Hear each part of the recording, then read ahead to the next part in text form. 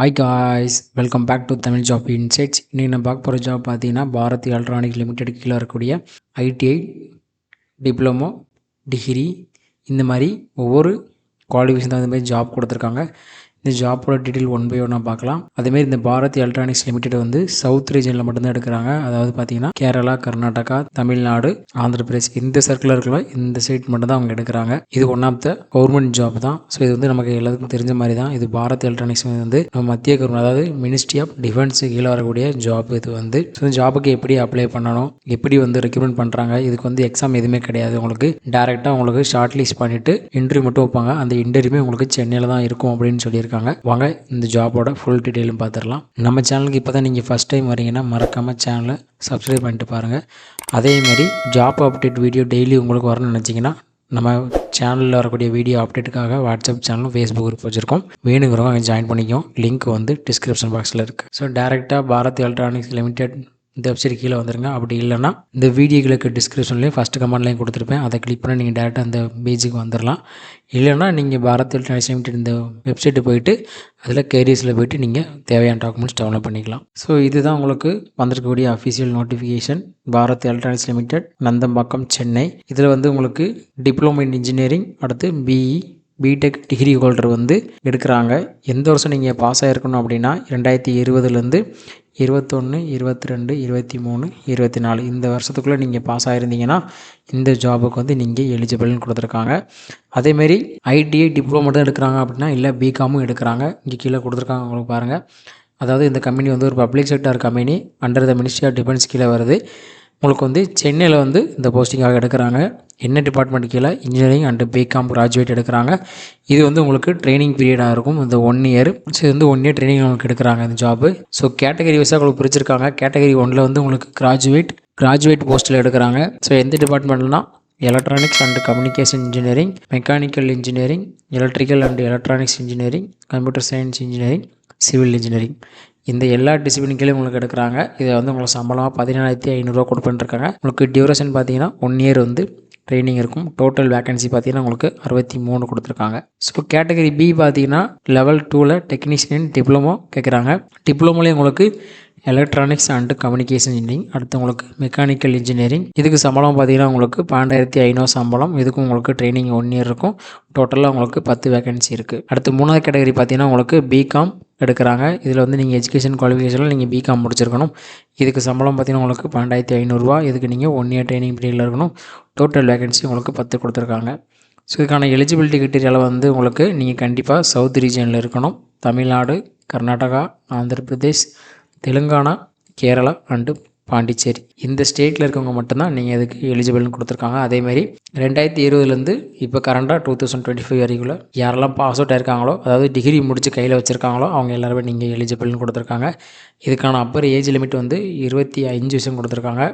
உங்களுக்கு அடிஷ்னலாக age relaxation பார்த்தீங்கன்னா 5 இயர்ஸ் வந்து எஸ்சி எஸ்டிக்கும், 3 இயர்ஸ் வந்து ஓபிசி, அதாவது சென்ட்ரல் கவர்மெண்ட் நார்ம்ஸ் என்ன ஏஜ் ரிலாக்ஸேஷன் கொடுப்பாங்களோ அது கொடுத்துருக்காங்க. அதேமாதிரி நீங்கள் டிகிரி மட்டும் முடித்தா போதுமானு கேட்டிங்கன்னா இல்லை, அந்த கிராஜுவேட் முடித்ததுலேயும் சில பர்சன்டேஜ் கேட்குறாங்க. நீங்கள் கிராஜுவேட்னா கண்டிப்பாக 50% மேலே நீங்கள் கிராஜுவேட் வச்சுருக்கணும். இது வந்து உங்களுக்கு எஸ்சி எஸ்டி கேட்டகரியாக இருந்தால், ஜென்ரல் கேட்டகரி நீங்கள் 60% மார்க்கு மேலே நீங்கள் வச்சுருக்கணும்னு கொடுத்துருக்காங்க.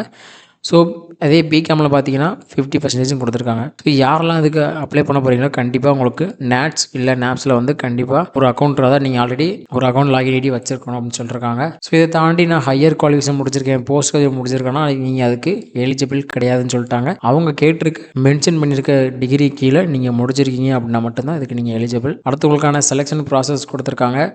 எப்படி செலக்ட் பண்ணுறாங்கன்னா உங்களோட அப்ளிகேஷன் ஃபார்ம்லாம் கலெக்ட் பண்ணிவிட்டு உங்களோட மார்க் அடிப்படையில் தான் உங்களுக்கான ஷார்ட் லிஸ்ட் நடக்கும். கொடுத்துருக்காங்க பாருங்கள், short list candidate will be done based on the percentage of mark. உங்களோட மார்க்கு தான் பேசும். மார்க்கோட அடிப்படையில் தான் உங்களுக்கான இன்டர்வியூ, அதாவது ஷார்ட் லிஸ்ட் பண்ணிவிட்டு இன்டர்வியூ கூப்பிடுவாங்க.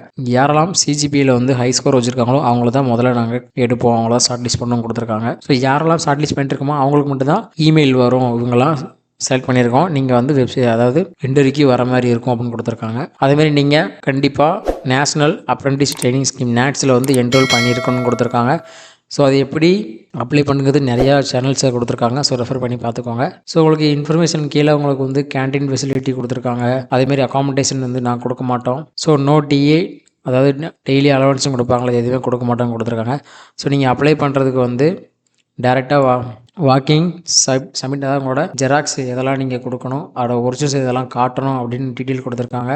10th 12th mark, consolidative mark sheet, graduation, Aadhaar card, caste certificate, CCB verification இது எல்லாமே கேட்குறாங்க உள்ள. ஸோ உங்களுக்கு வாக்கிங் செலெக்ஷன் வென்யூ வந்து பார்த்தீங்கன்னா Bharat electronics limited, Nandambakkam, Chennai. Schedule கொடுத்துருக்காங்க பாருங்கள். பிஇ பிடெக் வந்து இந்த டிசிப்ளின்கள் அதாவது பிஇ பிடெக்கு, இசிஇ அப்புறம் ட்ரிபிள்இ சிஎஸ்சி முடிச்சிருப்பீங்களா அவங்களுக்கு வந்து 20/1/2025 காலையில் 9:30 உங்களுக்கு இன்டர்வியூ இருக்கும். அடுத்தது பிஇ பிடெக்கு மெக்கு அப்புறம் சிவிலுக்கு வந்து 21/2025 9:30 இன்டர்வியூ கொடுத்துருக்காங்க. ஸோ இந்த ஷெட்யூல் படி தான் உங்களுக்கான இன்டர்வியூ வந்து கண்டக்ட் பண்ணணும்னு கொடுத்துருக்காங்க.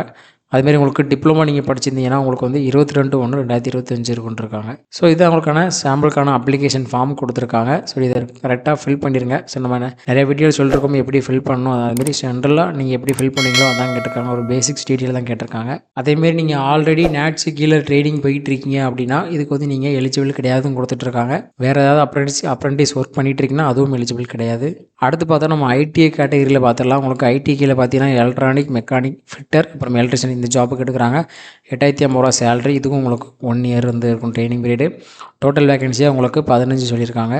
ஸோ இதுக்குமே உங்களுக்கு short listing for candidate based on the percentage of mark.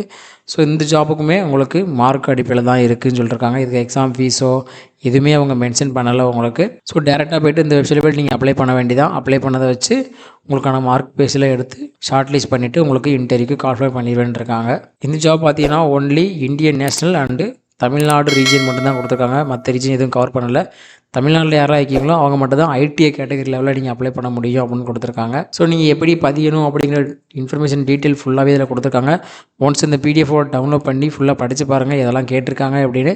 அதுக்கப்புறம் அப்ளை பண்ணுங்கள். So that's it today video guys. Thanks for வாட்சிங் அவர் தமிழ் ஜாப் இன்சைட்ஸ். மறக்காமல் சேனலை சப்ஸ்கிரைப் பண்ணிடுங்க. வேலை தேடுறவங்க ஃப்ரெண்ட்ஸுக்கு மறக்காமல் இந்த வீடியோவை ஷேர் பண்ணிடுங்க.